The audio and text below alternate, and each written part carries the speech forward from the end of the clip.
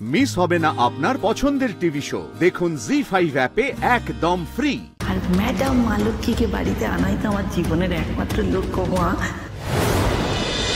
রাজ, তুমি এভাবে বিপাশাকে সরি কেন বলছো? তুমি কি কোনো অন্যায় করেছো? তুমি কেন এতটা ইনসিকিউর ওর কাছে রাজ? কারণ যেটা তোমার করার কথা সেটা আমাকে করতে হচ্ছে। তোমার ক্ষমা চাওয়া উচিত। সেই অন্যায় তুমি করেছো, আমি করিনি। যাকে এইসব নিয়ে আমি আর কোনো কথা বলতে চাইছি। আমিও কথা বলতে চাইছি না রাজ, কিন্তু বলতে বাধ্য হচ্ছে।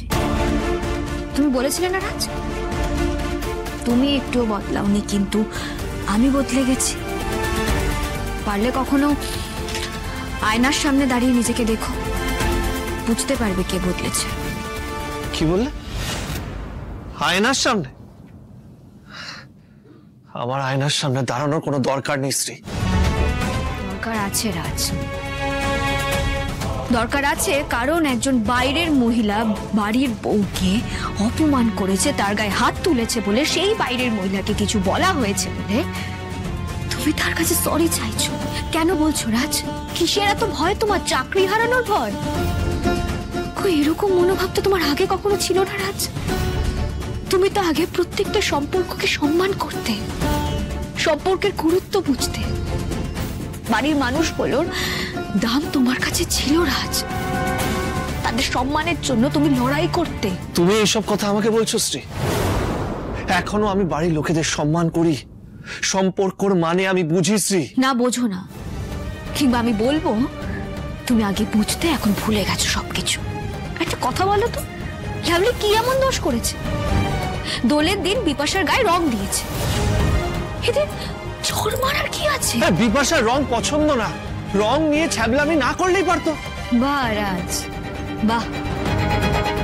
লাভলি কাজটা করেছে বলে সেটা ছ্যাবলামো হয়ে গেল?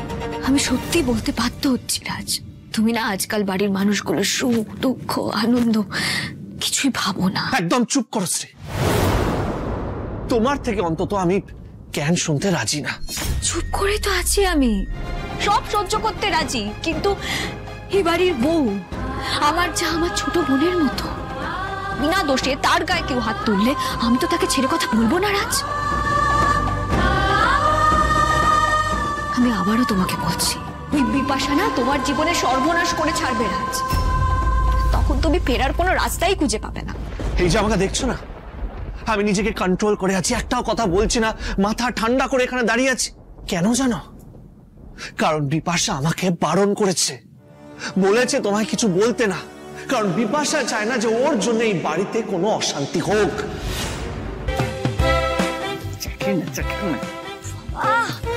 মা, আমার কিন্তু আজকের দিনটা পুরো বিন্দাস যাবে এই চাটা খেয়ে। হ্যাঁ, ধন তো তোর সবসময় বিনাদাস হয়ে আছে। জানো একবার রাইটিং বিল্ডিং এ চাকরি করে। মামা ওটা রাইটার্স বিল্ডিং, তুমিও না সত্যি। ঠিক আছে ঠিক আছে ঠিক আছে। আজকে যা গা ম্যাচ করছে না, তোল থেকে যা গেল। হ্যাঁ, তা আমারও একবার শরীরটা কিরকম একটা করছে, কিন্তু আমার তো কোনো উপায় নেই। তোর বাপ এক্ষুনি দুব্যাগ বাজার করে আনবে, আর আমাকে হেসেলে ঢুকতে হবে সব রান্না বান্না করার জন্য। বাবা আমার আর ভাল লাগছে না, আমার তো ছুটি নেই কোনো। আচ্ছা মা শোনো না, আমি কি বলছি, আজকে অত রান্না বান্নার হ্যাপা করতে হবে না। তুমি ডাল ভাত আর একটা পোস্ত করে দাও, সবার হয়ে যাবে। বাবা এদের মুখে রুজবে নাকি? নাক শীত করবে সকলে। আমার দিকে তাকিয়ে বলো না। হ্যাঁ, আমার কিন্তু ডাল ভাত যা পাই তাতেই চলে যায়। ঠাকুর ঘরে কে? আমি তো কলা খাইনি। এই থাক, বেশি বকিস না। হ্যাঁ, নিজের তো 5 তরকারি ছাড়া মুখে রোচে না, আবার বড় বড় কথা। ঠিক আছে ঠিক আছে, দুজনেই সমান। মা আপনার চা।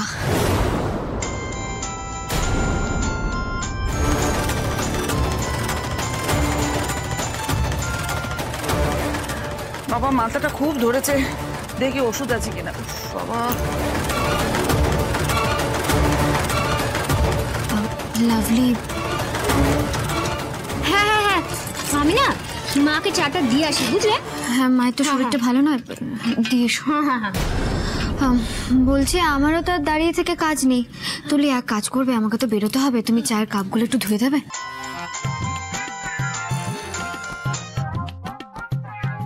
হ্যালো, হ্যাঁ মালক্ষী বলো, কেমন আছো? এই ন্যাকামিটা বন্ধ করুন, আমি কিন্তু সব বুঝতে পারি। কি হয়েছে মা তোমার? কি হয়েছে আপনি জানেন না, তাই না? ন্যাকামো করছেন আমার সাথে। শুনুন, এই ন্যাকামিটা না আপনার বৌমা ছেলেদের সাথে করবেন, আমার সাথে করতে আসবেন না। আমি বুঝতে পারছি না মালক্ষী, তুমি কেন এত রেগে আছো? অকারণে কখনো অন্য কারো হাতে চড় খেয়েছেন?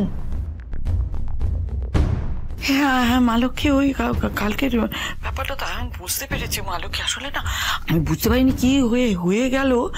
আমি ক্ষমা চাইছি তোমার কাছে মা। এই ন্যাকামোটা বন্ধ করুন।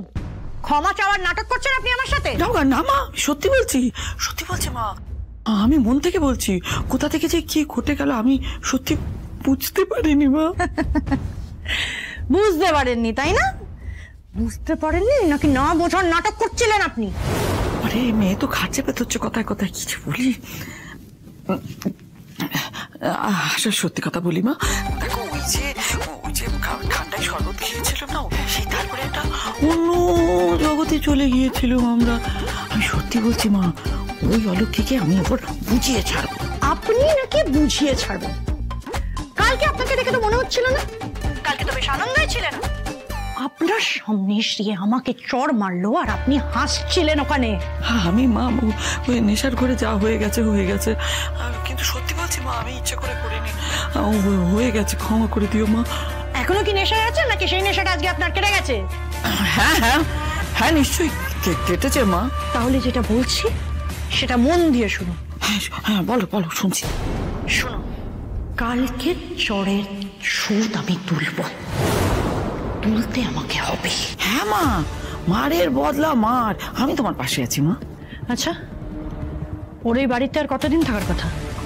ওই তো ওই মহিলারা এসে বলেছিল 15 দিন, তো তার মধ্যে 7 দিন আছে। আর 7 দিন পরে এই আপদ বিদে আর মা লক্ষ্মীকে ঘরে আনবো, মা লক্ষ্মীর আগমন। যাতে 7 দিন পর সে ওই বাড়ির থেকে বেরোতে বাধ্য হয় আর কোনোদিনও যাতে ওই বাড়িতে না ফিরতে পারে, সেই ব্যবস্থাটা করুন আপনি। একদম ওকে আমি এই বাড়ি থেকে বিদে করে তবে ছাড়বো, তুমি একদম চিন্তা করো না। প্রত্যেকবারের মতন যেন 7 দিনের মধ্যে খেলাটা ঘুরে না যায় সেটা দেখুন, তারপরে কি করতে হবে সেটা আমি দেখে নেব। আমার নাম বিপাশা। হ্যাঁ মা একদম তাই মা। ওই অলক্ষীকে আমি বিদে করবোই বলছি তো। ওই অলক্ষীকে বিদে করে আর ম্যাডাম মা লক্ষ্মীকে বাড়িতে আনাই তো আমার জীবনের একমাত্র লক্ষ্য মা।